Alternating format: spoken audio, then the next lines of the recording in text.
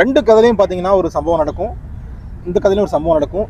அது வரைக்கும் அவங்கள பற்றி நம்ம இத்தனை வருஷம் நம்ம பழகின ஒரு ஆள் இவர் பண்ணியிருப்பாரான்னு கூட யோசிக்காம மக்கள் வந்து அப்படியே ஆப்போசிட்லேருந்து யோசிக்க ஆரம்பிச்சிடறாங்க. இதே தான் அந்த கதையும் இவங்கன்னா இவங்க பண்ணியிருப்பாரு இவர் கண்டிப்பாக அப்படின்னு கண்மூடித்தனமாக இவங்க வந்து நம்ப ஆரம்பிச்சிடறாங்க.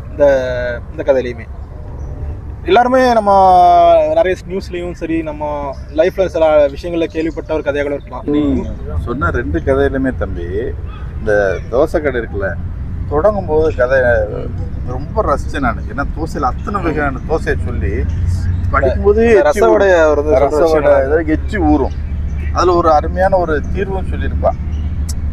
நேற்று தான் அந்த நாள் டிசம்பர் 6 வேற.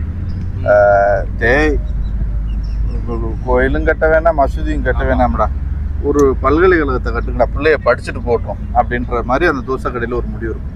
நல்லா பார்த்தீங்கன்னா இது ரொம்ப உளவியலை பேசுறது. 2 கதையுமே என்ன உளவியல் பேசுதுன்னா, இந்த வாத்தியார் இருக்கார் இல்லையா அணுகுண்டுல, அவரும் ஊர் மெச்சுற நல்ல மனுஷன், அடாதுடியான ஆள் கிடையாது, நல்லது செய்யறவன், 4 பேருக்கு யார் பார்த்தாலும் நல்லமையப்பா நல்லவர்ப்பா அப்படின்னு மதிக்கிற ஒரு மனுஷன். இந்த பாய் இருக்காரு பக்கீர், அவருமே அந்த ஊர்ல அன்னைக்கு வரைக்குமே ஒரு நல்ல ஒரு முகம், அவர்கிட்ட எல்லாரும் விரும்பி போய் அங்கே சாப்பிட்ற மாதிரி ஒரு ஊர் மெச்சுற மனுஷனாக தான் இருப்பாங்க.